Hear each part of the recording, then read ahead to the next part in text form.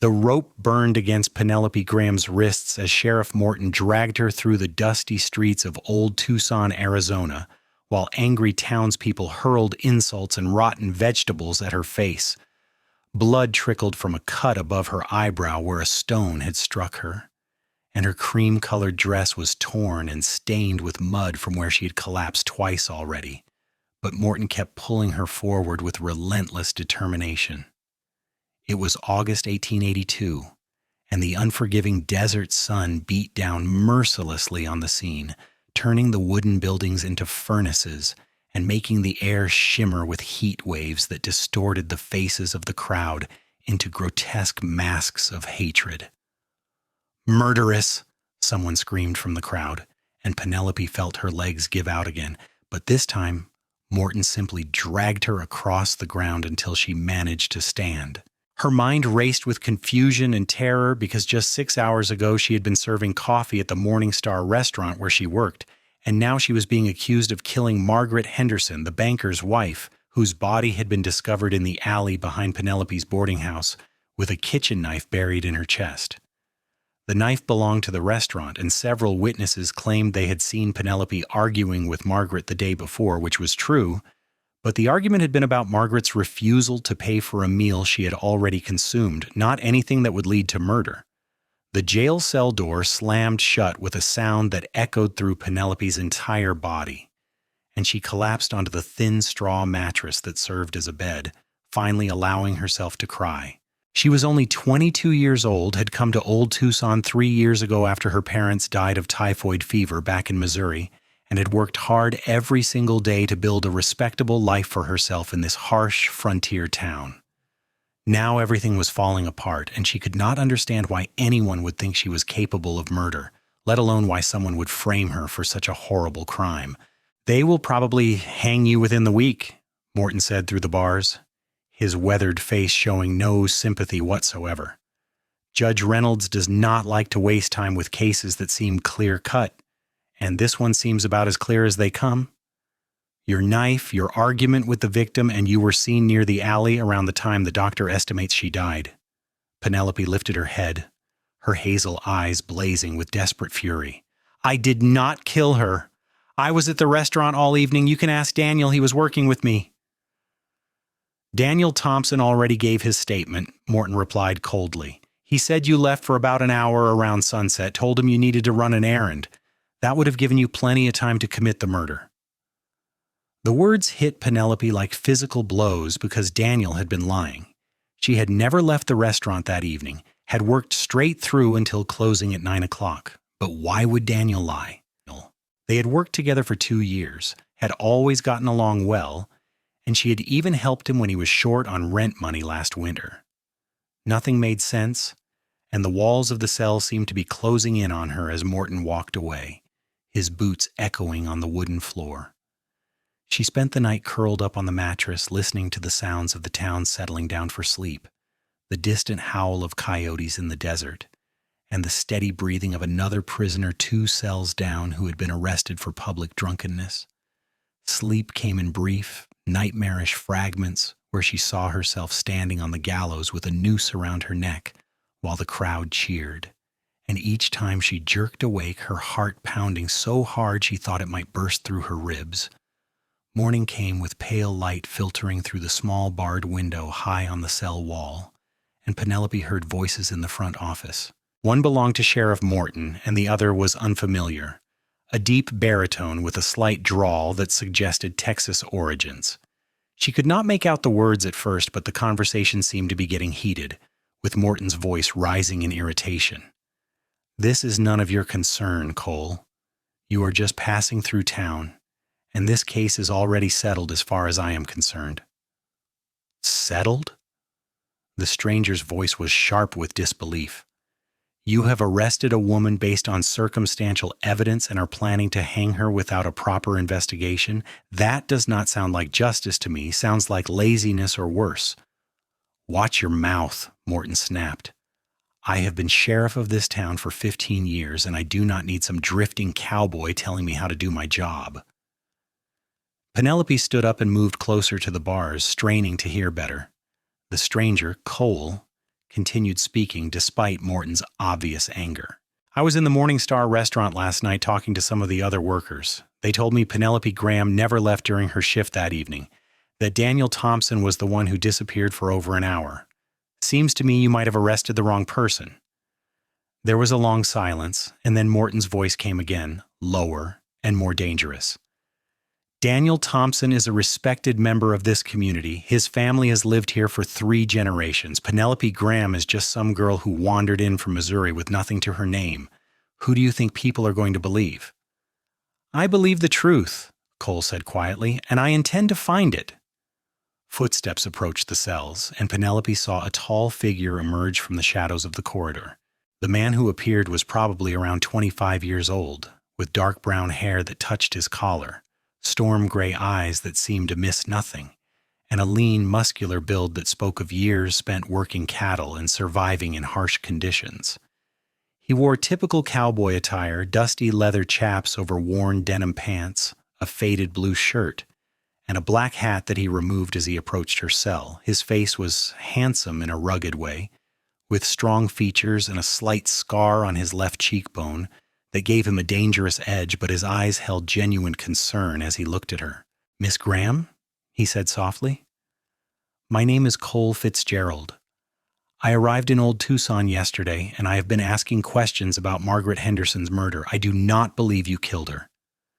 Penelope felt tears spring to her eyes, the first kindness she had experienced since this nightmare began overwhelming her defenses.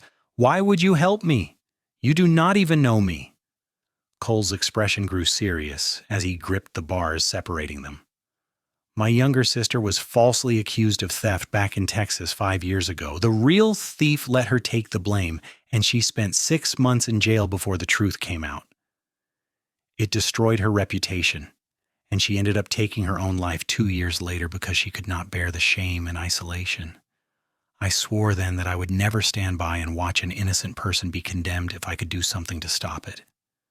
The pain in his voice was raw and honest, and Penelope found herself believing him completely. She moved closer to the bars until only inches separated them, and she could see flecks of blue in his gray eyes.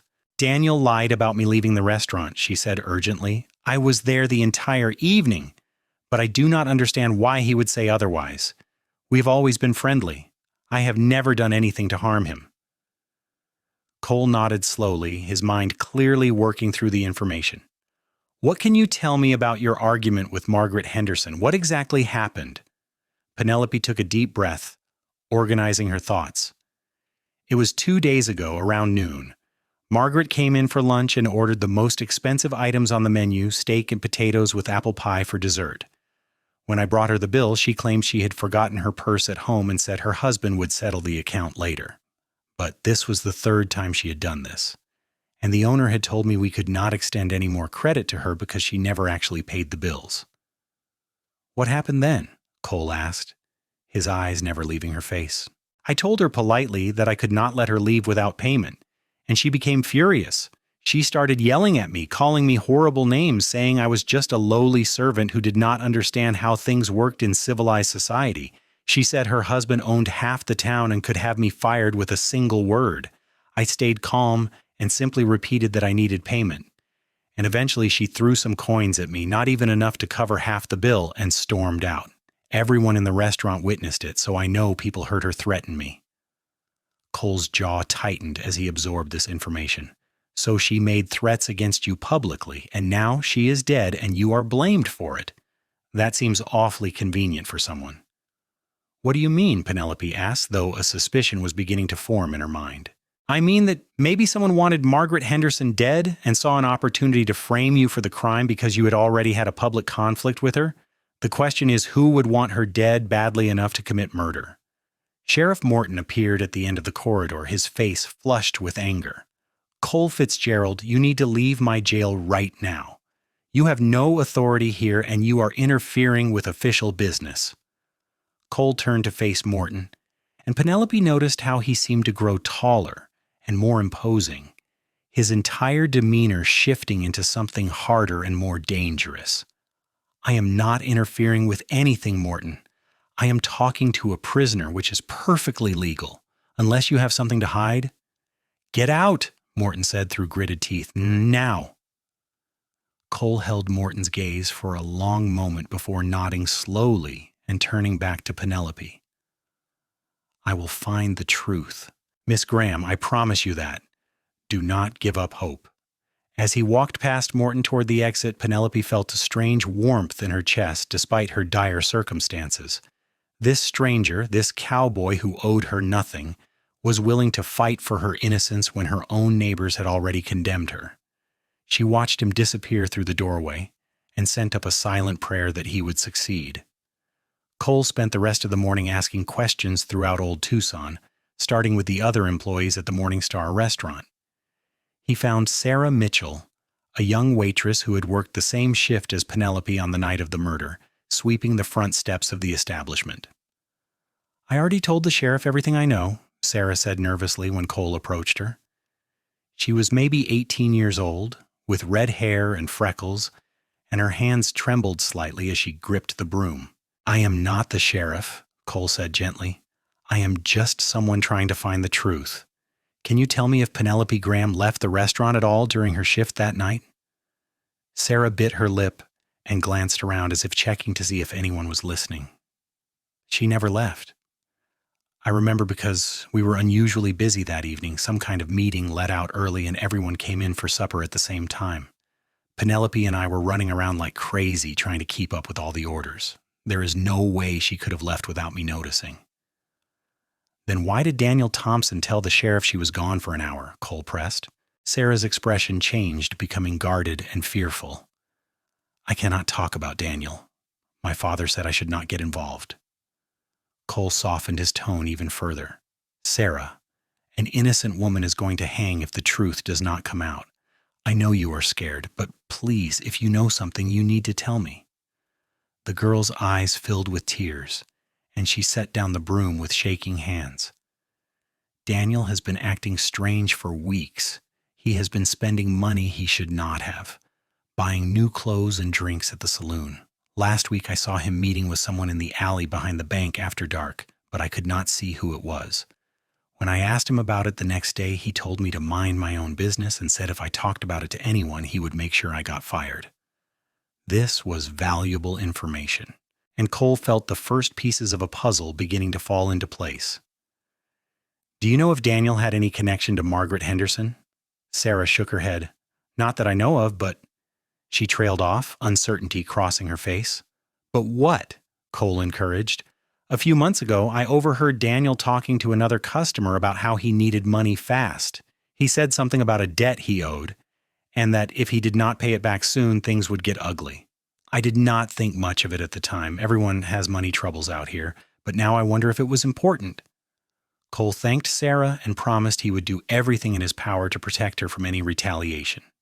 His next stop was the bank, where he hoped to learn more about Margaret Henderson and her husband, Robert Henderson. The bank was one of the largest buildings in Old Tucson, made of adobe brick with a solid wooden door and bars on the windows. Inside, the air was cooler and carried the scent of paper and ink. Robert Henderson was a portly man in his mid-50s with thinning gray hair and watery blue eyes that were red-rimmed from crying. He sat behind a massive oak desk in his private office, and when Cole was shown in by a clerk, Henderson looked up with an expression of profound grief. Mr. Henderson, my name is Cole Fitzgerald. I am very sorry for your loss, and I apologize for intruding during your time of mourning, but I have some questions about your wife's death. Henderson's face hardened slightly. The sheriff already caught the woman who killed my Margaret. What more is there to discuss? Cole chose his words carefully. I have reason to believe Penelope Graham may be innocent. I am trying to find out who really committed this terrible crime. Innocent? Henderson's voice rose in anger. That girl threatened my wife publicly, and her knife was the murder weapon. What more evidence do you need? The knife belonged to the restaurant where several people had access to it, Cole pointed out. And the argument between your wife and Miss Graham was witnessed by many people, which means anyone could have known about it and used it as a way to cast suspicion on her. Mr. Henderson, did your wife have any enemies? Anyone who might have wanted to harm her? Henderson's expression became guarded, and he looked down at the papers on his desk. Margaret was a strong-willed woman. Not everyone appreciated her forthrightness, but I cannot think of anyone who would want her dead. Cole noticed the hesitation in Henderson's voice and pressed forward. What about financial matters? Did your wife have any dealings with people who might have been angry or desperate? The banker's face flushed red. My wife's affairs are none of your business, Mr. Fitzgerald. I think you should leave now. As Cole stood to go, he noticed something on the corner of Henderson's desk, a ledger that was open to a page filled with numbers and names. One name in particular caught his eye before Henderson quickly closed the book: Daniel Thompson. The entry showed a large sum of money, $500, with a notation that read, "Loan repaid in full," dated 3 days before Margaret Henderson's murder. Cole left the bank with his mind racing. Daniel Thompson had somehow come into enough money to pay off a significant debt just days before the murder, and now he was lying about Penelope's whereabouts on the night of the crime. The connection was too strong to be coincidental, but Cole needed more evidence before he could prove anything. He spent the afternoon tracking down other people who had been near the alley where Margaret's body was found. An elderly woman named Mrs. Patterson, who lived in a room above the general store, told him she had seen a man running from the alley around sunset on the night of the murder, but it had been too dark to make out his features clearly. However, she remembered that he had been wearing a distinctive red bandana around his neck. My eyesight is not what it used to be, Mrs. Patterson said apologetically, but I remember thinking it was strange that someone was running like that, as if they were being chased by the devil himself. Cole thanked her and continued his investigation, talking to shopkeepers, residents, and anyone else who might have seen or heard something useful. As the sun began to set, painting the desert sky in shades of orange and purple, he made his way to the saloon where Daniel Thompson was known to spend his evenings. The Desert Rose Saloon was crowded with cowboys, miners, and townspeople looking to wash away the dust and heat of the day with whiskey and beer. Cole spotted Daniel immediately at a corner table playing cards with 3 other men. Daniel was in his late 20s with sandy blonde hair and a weak chin, and he wore a new vest that looked expensive. Around his neck was a red bandana. Cole approached the table casually and pulled up a chair. Room for one more? The other men looked at him with varying degrees of suspicion, but Daniel's eyes widened slightly with what might have been fear. Table is full, friend. Try somewhere else. I think I will stay, Cole said pleasantly, though his tone carried an edge of steel. I wanted to talk to you about Penelope Graham. Daniel's face paled, and he set down his cards. I already told the sheriff everything I know. Penelope left the restaurant for about an hour that night. When she came back, she seemed upset and nervous. That is all I can tell you. That is interesting, Cole said, leaning back in his chair, because I have talked to Sarah Mitchell, and she swears Penelope never left the restaurant that evening. She also mentioned that you disappeared for over an hour around sunset. Want to explain that? The other card players were watching the exchange with interest now, and Daniel stood up abruptly, his chair scraping loudly against the wooden floor. I do not have to explain anything to you. You are not the law. Cole stood as well, and the room seemed to grow quieter as people sensed the tension. You are right. I am not the law, but I am someone who is going to find out the truth, and when I do, you better hope you have a good explanation for why you lied. Daniel's hand moved toward his belt, and Cole saw he had a small pistol tucked there. But before Daniel could draw it, Cole's hand shot out and grabbed his wrist with crushing force. The 2 men locked eyes, and Cole could see genuine fear in Daniel's expression now. Do not do something you will regret, Cole said quietly. Tell me the truth. Did you kill Margaret Henderson? No, Daniel gasped, trying to pull his wrist free. I did not kill her. I swear. Then who did? Cole demanded. And why did you lie about Penelope? Daniel's resolve seemed to crumble, and he slumped forward. Please let me go. I cannot talk about this here. If he finds out I said anything, he will kill me. Cole released Daniel's wrist, but kept himself positioned between Daniel and the door. If who finds out, who are you protecting? But Daniel shook his head frantically and pushed past Cole, running out of the saloon into the darkening street. Cole followed quickly, his boots pounding on the boardwalk as he chased Daniel through the maze of buildings and alleyways. Daniel was fast, driven by panic. but Cole was faster and more experienced. He caught up with Daniel behind the livery stable and grabbed him by the shoulder, spinning him around. "Tell me who you are protecting," Cole said firmly. "This is your chance to do the right thing, Daniel. An innocent woman is going to die if you do not speak up." Daniel was breathing hard, his face streaked with sweat and tears. "You do not understand. He has connections everywhere. He could have me killed and make it look like an accident." "Who?" Cole shook him slightly. "Give me a name." "Robert Henderson," Daniel whispered, the words barely audible. "Margaret's husband. He paid me to kill her." The confession hung in the air between them like a physical thing, and Cole felt a mix of triumph and disgust. "Tell me everything, now!" Daniel collapsed against the stable wall, sliding down until he was sitting in the dirt. "I owed Henderson money. A lot of money. I had taken a loan from the bank to pay off gambling debts, and when I could not make the payments, Henderson said he would ruin me, have me thrown in jail, or worse. Then about 2 weeks ago, he came to me with a proposition. He said if I killed his wife and made it look like someone else did it, he would forgive my entire debt and give me an additional $500. Cole felt sick as he listened, but he kept his voice steady. Why did he want his wife dead? He was having an affair with some woman in Tombstone, wanted to marry her but could not divorce Margaret because her family's powerful, and would have destroyed him financially. He figured if she was murdered, he would inherit everything and be free to do as he pleased. He planned the whole thing, told me about the argument Margaret had with Penelope at the restaurant, said it was perfect timing to frame her for the murder. "So you stole the knife from the restaurant, killed Margaret Henderson, and then lied to the sheriff about Penelope's whereabouts," Cole said, making sure he had all the facts straight. Daniel nodded miserably. "Henderson said no one would care about some orphan girl from Missouri, that the town would be happy to see her hang and close the case quickly. I did not want to do it, but I was desperate. I thought I was out of options."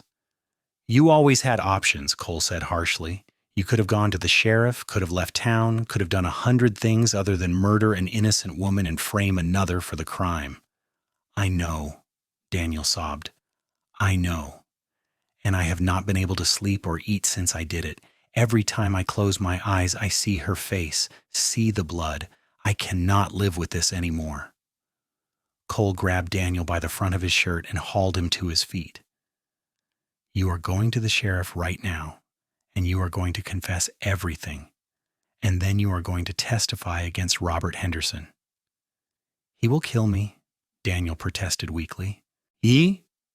If you do not do this, I will make sure everyone in this territory knows you are a coward and a murderer, Tinu," Cole said coldly.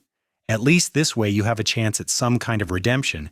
It will not bring Margaret Henderson back, and it will not undo the suffering you have caused Penelope Graham, but it is the only decent thing left for you to do." The walk to the sheriff's office felt both endless and too quick. Daniel stumbled along beside Cole, crying openly now, while curious townspeople stopped to stare at the spectacle. Morton was still at his desk when they entered, and his expression went from surprise to anger when he saw Cole. "I told you to stay out of this, Morton began, but Cole cut him off. "Daniel Thompson has a confession to make. You are going to want to hear this." Over the next hour, Daniel repeated everything he had told Cole, his voice breaking repeatedly as he described how he had waited in the alley for Margaret Henderson, how he had called out to her using a woman's voice to lure her into the shadows, and how he had stabbed her with the knife he had stolen from the restaurant earlier that day. Morton's face grew darker with each detail, and when Daniel finished, the sheriff stood up and unlocked the cell where Penelope had been held. "Miss Graham," Morton said, and for the first time his voice held a note of respect, "you are free to go. I apologize for the error." Penelope emerged from the cell looking dazed, her eyes going immediately to Cole. He wanted to go to her, to hold her and tell her everything would be all right now, but there was still more work to be done. "You need to arrest Robert Henderson," Cole told Morton. "He was the one who planned the murder and paid Daniel to carry it out." Morton nodded grimly and called for his deputy. Henderson will not be hard to find. He has been at his house since the funeral playing the grieving husband. The bitterness in Morton's voice suggested he was angry at himself for not seeing through the deception earlier. As the deputy and Morton left to make the arrest, Cole finally allowed himself to approach Penelope. She looked exhausted, with dark circles under her eyes and her hair tangled, but she was the most beautiful thing he had ever seen. Without thinking, he reached out and gently brushed a strand of hair from her face. "Are you all right?" he asked softly. Penelope let out a shaky laugh that turned into a sob, and then she was in his arms, holding on to him as if he were the only solid thing in a world that had turned to quicksand. Cole wrapped his arms around her and let her cry, feeling the warmth of her body against his and the rapid beating of her heart. "Thank you," she whispered against his chest. "You saved my life. I do not know how to repay you." "You do not owe me anything," Cole said, though he found himself reluctant to let her go. "I only did what was right." When she finally pulled back, her eyes were still wet, but there was strength in them too, a resilience that impressed him. "What will happen now?" "Morton will arrest Henderson, and there will be a trial. Daniel's confession should be enough to convict them both. You will probably have to testify, but after that, you will be free to go back to your life." Penelope nodded slowly, but something flickered across her face, an emotion Cole could not quite identify. "What about you? Will you be staying in Old Tucson?" The question caught Cole off guard because he had not really thought about it. He had been drifting from town to town for 3 years now, ever since his sister's death, never staying anywhere long enough to put down roots. But looking at Penelope now, seeing the hope and something else in her eyes, he found himself wanting to stay. "I could stay for a while," he said carefully, "if there was a reason to." A small smile touched Penelope's lips, the first real smile he had seen from her. "I think there might be a reason." The trial of Robert Henderson and Daniel Thompson took place 3 weeks later in Old Tucson's courthouse, a converted schoolhouse that had to be emptied of desks to make room for the crowd of spectators. The whole territory had heard about the case by then. The wealthy banker who had hired someone to murder his wife and frame an innocent woman for the crime. People came from miles around to witness the proceedings, filling the benches and spilling out into the street where they pressed against the windows to hear the testimony. Judge Reynolds was a stern man in his 60s with white hair and piercing eyes that seemed to look straight into a person's soul. He listened carefully as Daniel Thompson, looking gaunt and haunted, described in detail how Robert Henderson had approached him with the plan to kill Margaret Henderson. The courtroom was absolutely silent as Daniel spoke, his voice steady now, as if confessing publicly had lifted some terrible weight from his shoulders. "He told me exactly how to do it," Daniel said. "He gave me the times when Margaret would be walking past the alley, told me to steal the knife from the restaurant to implicate Penelope Graham, and instructed me to lie about her whereabouts that evening. He said no one would question it, because Penelope had already fought publicly with Margaret. It was all calculated, all planned out in advance." Robert Henderson's lawyer, a slick-talking man from Phoenix named Aldridge, tried to discredit Daniel's testimony by pointing out that he was a confessed murderer trying to save himself, but the evidence was overwhelming. Cole testified about his investigation, describing how he had discovered Daniel's sudden wealth and the inconsistencies in the witness statements. Sarah Mitchell testified that Penelope had never left the restaurant that evening, and Mrs. Patterson identified the red bandana Daniel had been wearing as matching what she had seen on the man fleeing the alley. But the most powerful testimony came from Penelope herself. She stood before the court with quiet dignity, her voice clear and strong as she described the terror of being accused of a crime she had not committed, the feeling of watching her entire world collapse around her while no one would listen to her protests of innocence. "I thought I was going to die," she said, looking directly at Robert Henderson. "I thought I would hang for something I did not do, and no one would ever know the truth. Mr. Henderson, I do not understand how you could do this. I never did anything to you or your wife except work honestly for my living. You would have let me die just so you could be free to marry someone else. That is evil beyond my comprehension." Henderson's face remained impassive throughout the trial, but Cole thought he saw a flicker of shame cross his features when Penelope spoke. The jury, made up of local ranchers and businessmen, deliberated for less than an hour before returning with guilty verdicts for both Henderson and Daniel Thompson. Judge Reynolds sentenced them both to hang, with the execution scheduled for 2 weeks hence. As the courtroom emptied, Cole found Penelope outside on the steps, breathing in the desert air and tilting her face up to the sun. He joined her quietly, standing close enough that their shoulders touched. "It is finally over," she said softly. "I can hardly believe it." "You were very brave in there," Cole told her. "The way you spoke to Henderson, the strength you showed, it was remarkable." Penelope turned to look at him, and Cole was struck again by how beautiful she was, not just in appearance, but in the core of who she was, her resilience and courage and fundamental goodness. Over the past 3 weeks, they had spent nearly every day together as Cole helped her prepare for the trial and recover from her ordeal. He had learned that she loved to read, that she had a quick laugh and a sharp mind, that she dreamed of opening her own restaurant someday where she could create her own menu and welcome travelers. And somewhere along the way, without quite meaning to, he had fallen completely in love with her. "Cole," Penelope said, and there was something in her voice that made his heart race. "What are you going to do now? Will you be moving on to the next town?" This was the question Cole had been dreading and anticipating in equal measure. He had always been a drifter, always moving, never letting himself get attached to people or places because attachment meant vulnerability and pain. But the thought of leaving Penelope felt like tearing out his own heart. "That depends," he said slowly, "on whether you want me to stay." Penelope's eyes widened, and a flush crept up her cheeks. "I have no right to ask you to change your life for me. You barely know me." "I know enough," Cole said, turning to face her fully and taking both of her hands in his. "I know you are brave and honest and kind. I know you work harder than anyone I have ever met. I know that when you smile, it feels like the sun coming out after a storm. And I know that I have never felt about anyone the way I feel about you." "How do you feel about me?" Penelope whispered, her hands trembling in his. Cole took a deep breath, knowing that what he said next would change everything. "I am in love with you, Penelope Graham. I think I started falling in love with you the moment I saw you in that jail cell, and every day since has only made it stronger.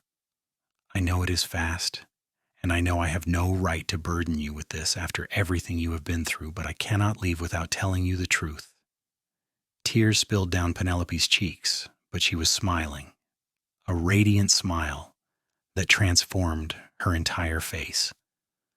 "Cole Fitzgerald, I am in love with you too. I have been so afraid to admit it because I thought you would leave, and I did not want my heart to break again. But if you are willing to stay, if you truly want to build a life here, then I cannot think of anything I would want more." Cole pulled her into his arms and kissed her, a soft, tender kiss that held all the emotion he could not put into words. The people passing by on the street smiled at the sight. This young couple, who had been through so much, finally finding happiness together. When they finally pulled apart, Cole rested his forehead against Penelope's and closed his eyes, feeling more at peace than he had in years. "I am going to need a job if I stay," he said with a slight smile. "I am a decent cowhand, but I do not know if there is much call for that in a town like Old Tucson." Penelope laughed, the sound like music.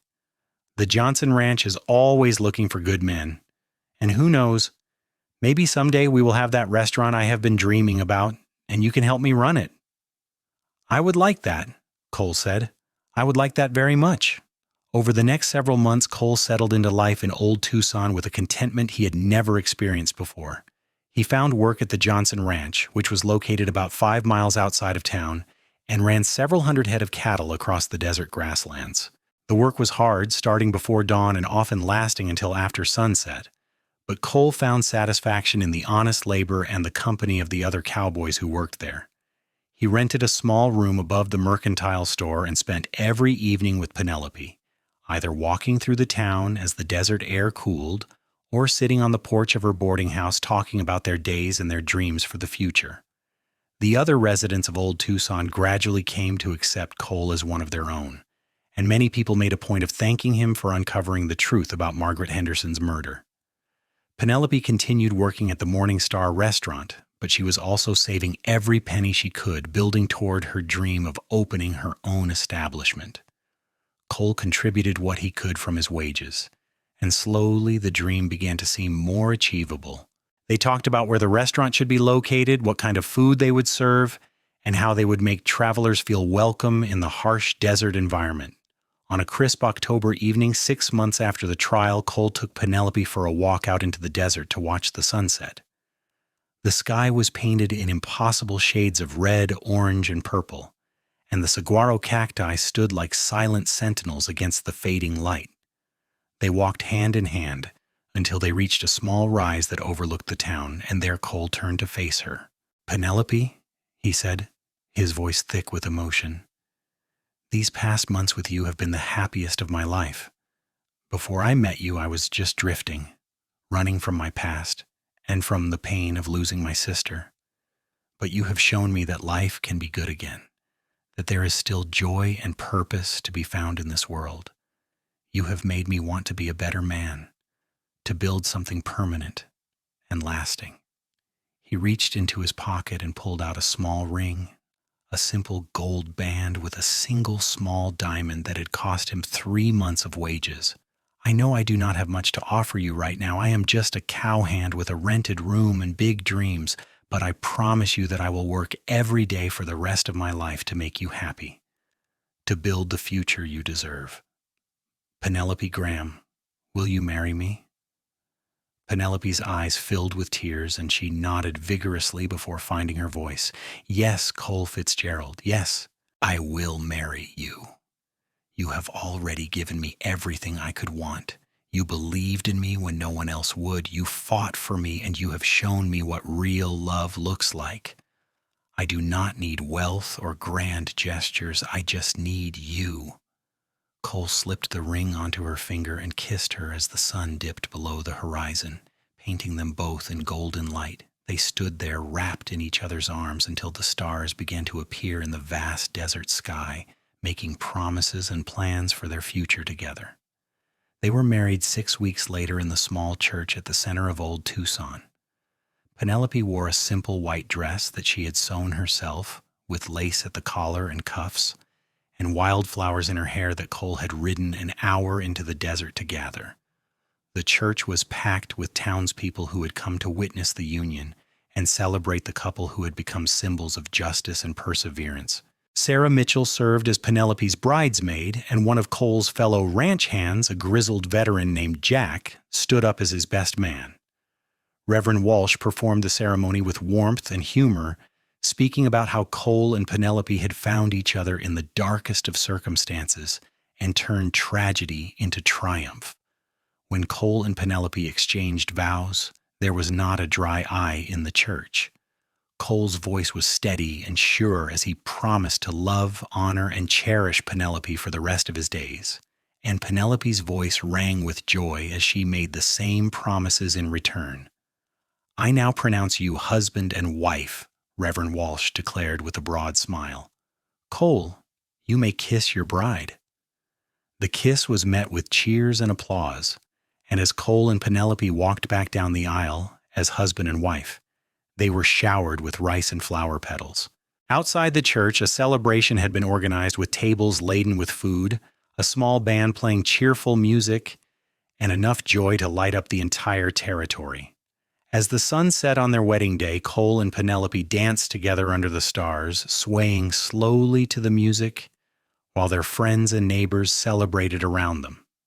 Cole looked down at his wife, still marveling at how much his life had changed in less than a year, and felt a profound gratitude for whatever twist of fate had brought him to Old Tucson on that particular day. "What are you thinking?" Penelope asked, her head resting on his shoulder. "I am thinking that I am the luckiest man alive," Cole replied honestly, "and I am thinking about our future, about all the wonderful things we're going to build together." Penelope smiled and held him tighter. I love you, Cole Fitzgerald." "I love you too, Penelope Fitzgerald," Cole said, savoring the sound of her new name.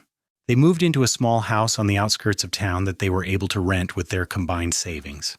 It was modest, just 3 rooms with a kitchen, a bedroom, and a sitting area, but they made it into a home with curtains Penelope sewed, furniture they built together, and small touches that reflected their personalities.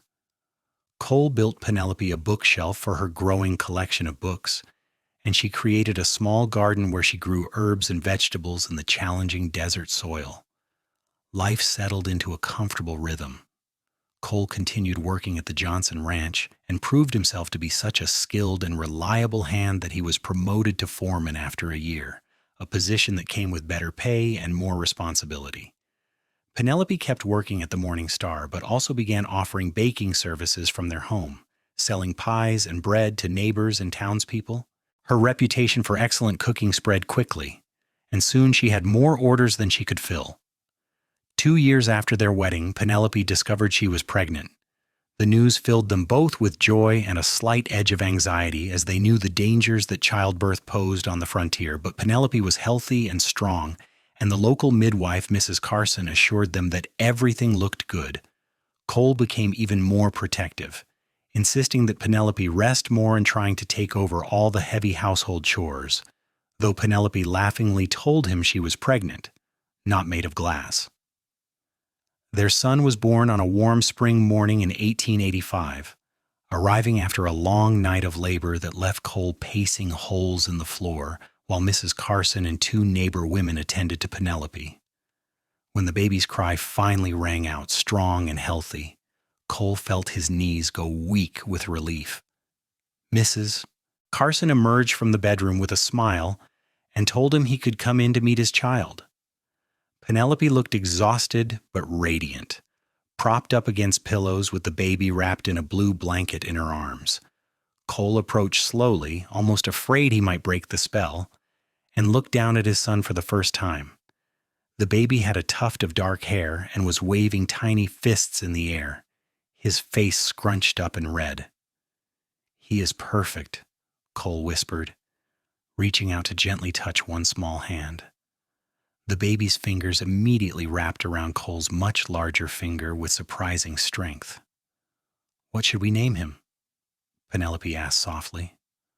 Cole thought for a moment, remembering his sister who had suffered and died, and the family he had lost long ago. "How about Samuel? It was my father's name." "Samuel Fitzgerald," Penelope said, trying it out. "I love it. Hello, Samuel. Welcome to the world." Being a father changed Cole in ways he had not expected. He found himself working even harder, driven by a fierce desire to provide for his family and create a stable, secure future for his son. He also discovered a tenderness in himself he had not known existed, spending hours just watching Samuel sleep or playing with him as he grew from infant to toddler. Penelope bloomed in motherhood, managing to balance caring for Samuel with her baking business and her dreams for the future. She and Cole spent many evenings after Samuel was asleep making detailed plans for their restaurant, sketching out floor plans and creating menus. They had saved a substantial amount of money by now, and the dream was beginning to look like a real possibility. When Samuel was 2 years old, an opportunity arose that seemed almost too good to be true. A building right in the center of Old Tucson, previously used as a general store, became available for purchase when the owner decided to retire and move back east. The building was well constructed with a good roof, plenty of space, and a perfect location for a restaurant. Cole and Penelope walked through it together, pointing out where the kitchen would go, where they would put tables, and how they could add windows to let in more light. "We can do this," Penelope said, her eyes shining with excitement. "We have enough saved for the down payment, and with both of us working, we can make the monthly payments." Cole wrapped an arm around her waist and pulled her close. "Then let us do it. Let us build that dream we've been talking about for years." They bought the building and spent the next 6 months transforming it into the restaurant Penelope had always envisioned. Cole did much of the construction work himself, building tables and benches, installing a large stove in the kitchen, and creating a welcoming atmosphere with careful attention to detail. Penelope planned the menu, tested recipes, and hired 2 young women to help with serving and cleaning. They decided to call the restaurant Desert Rose, after the saloon where Cole had confronted Daniel Thompson years before, taking something associated with darkness and transforming it into something hopeful. Desert Rose opened its doors in the fall of 1887, and from the very first day it was clear that they had created something special. Travelers passing through Old Tucson on their way to California or Texas stopped in for meals and praised Penelope's cooking, which managed to be both comforting and innovative. She made traditional dishes like steak and potatoes, but added her own touches, special sauces, and seasoning combinations that people raved about. The restaurant became known throughout the territory as a place where you could get an excellent meal at a fair price, served with genuine warmth and hospitality. Cole divided his time between helping run the restaurant and continuing his work at the Johnson Ranch, though as Desert Rose became more successful, he gradually shifted more of his attention to the business. He discovered he had a talent for managing the financial side of things, keeping careful records and making smart decisions about supplies and pricing. He also enjoyed interacting with customers, hearing their stories, and making them feel welcome in Old Tucson. 3 years after Samuel was born, Penelope became pregnant again. This time the pregnancy was harder, and she suffered from fatigue and nausea that lasted well beyond the first few months. Cole hired additional help at the restaurant so Penelope could rest more, and he took on even more of the child care responsibilities for Samuel, who was now an energetic 5-year-old constantly asking questions about everything. Their daughter arrived on a snowy January morning in 1888, one of the rare times when Old Tucson received enough precipitation for snow to stick to the ground. The labor was difficult, longer and more painful than Samuel's birth, and there were moments when Cole feared he might lose Penelope, but Mrs. Carson was skilled and experienced, and eventually a baby girl entered the world with a strong, healthy cry. They named her Grace because Cole said that was what Penelope had given him. Grace and second chances and a life worth living. Grace had Penelope's hazel eyes and Cole's dark hair, and from the beginning she had a calm, observant personality that contrasted with Samuel's boundless energy. With 2 children and a thriving business, life became busier than ever, but Cole and Penelope would not have changed a thing. They had built something remarkable together, not just the restaurant, but a family, a home, and a place in the community. Old Tucson had transformed from the town where Penelope had nearly been hanged for a crime she did not commit into the town where they had found love, purpose, and belonging. On their 10th wedding anniversary, Cole surprised Penelope by closing the restaurant for the evening and preparing a special dinner just for the 2 of them. He cooked all her favorite dishes, set the table with candles and wildflowers, and even arranged for Mrs. Carson to watch Samuel and Grace for the night.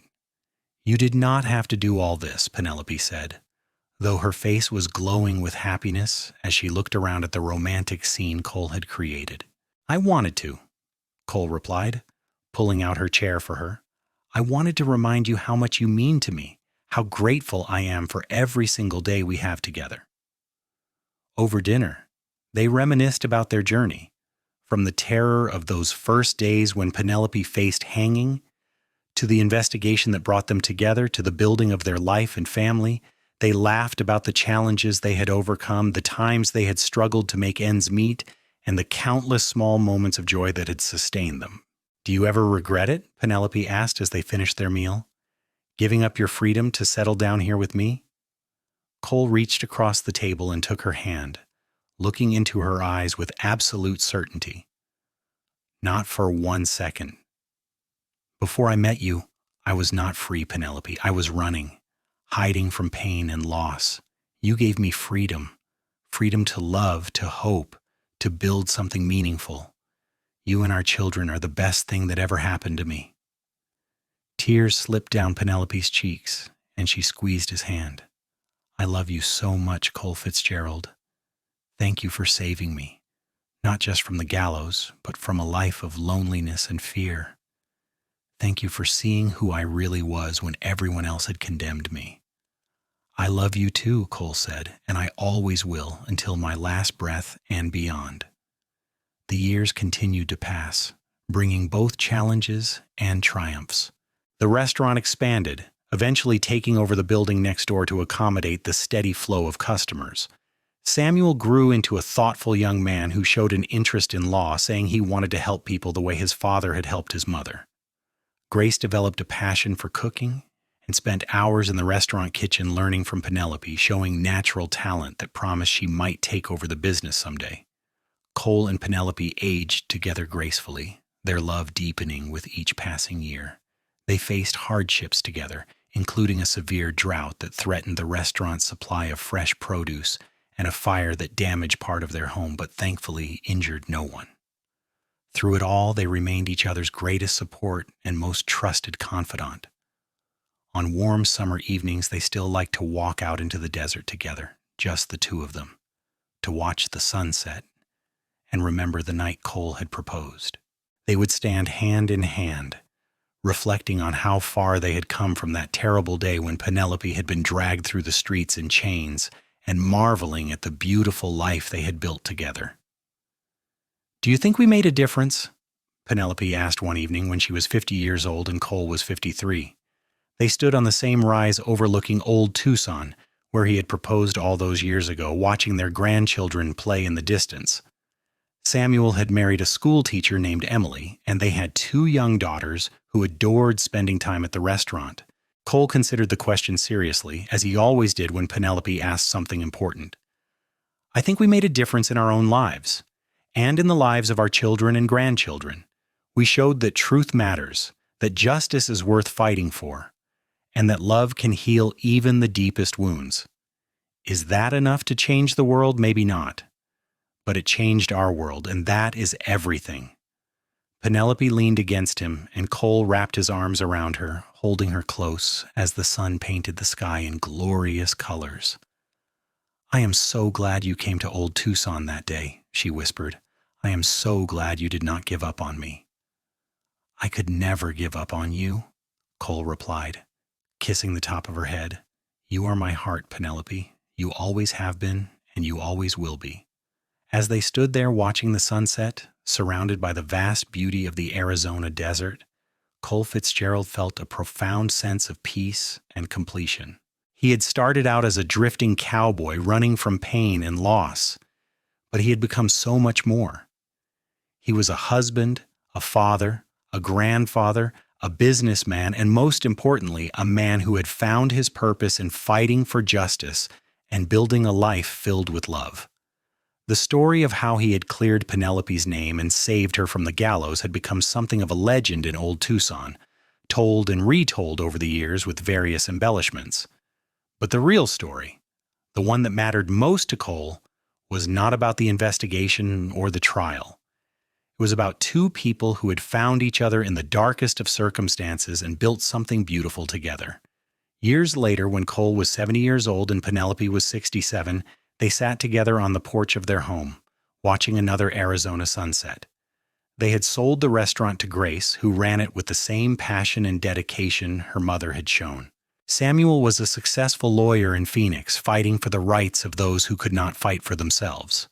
Their grandchildren were grown now, with children of their own, and the Fitzgerald family had become one of the most respected in the territory. "We did all right, did we not?" Cole said, taking Penelope's weathered hand in his own. Penelope smiled, the same radiant smile that had captured his heart so many decades ago. "We did better than all right, my love. We did wonderfully." They sat in comfortable silence, these 2 people who had loved each other through triumph and tragedy, through hardship and joy, through all the years that had passed since that fateful day when a cowboy had refused to let an innocent woman hang. The desert stretched out before them, eternal and unchanging, while their love story had become part of the fabric of Old Tucson's history. As the stars began to emerge in the darkening sky, Cole pulled Penelope closer and thought about all the moments that had led them to this point. He thought about his sister, whose tragic death had given him the determination to fight for justice. He thought about the investigation, the trial, and the triumph of truth over corruption.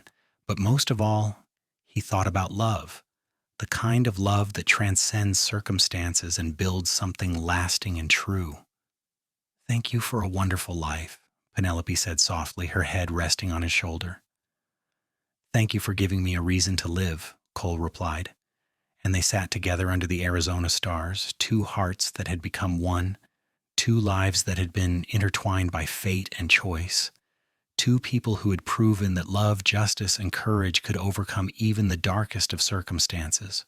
Their story became a testament to the power of truth and the strength of love, passed down through generations of Fitzgeralds who would gather around dinner tables and campfires to hear about the cowboy who saved an innocent woman from hanging and found the love of his life in the process. It was a story of the Old West, of justice hard won and love freely given, of two people who refused to let corruption and evil win. And as Cole and Penelope Fitzgerald grew old together, surrounded by the family they had created and the legacy they had built, they knew with absolute certainty that every struggle had been worth it. Every challenge had made them stronger, and every day together had been a gift beyond measure. They had built a life that mattered, a love that endured, and a story that would be remembered long after they were gone. The desert wind whispered through the saguaro cacti, carrying with it the warmth of the day and the promise of tomorrow. And Cole and Penelope sat together in perfect contentment, their love as vast and enduring as the Arizona landscape that surrounded them, their story complete, their hearts forever joined.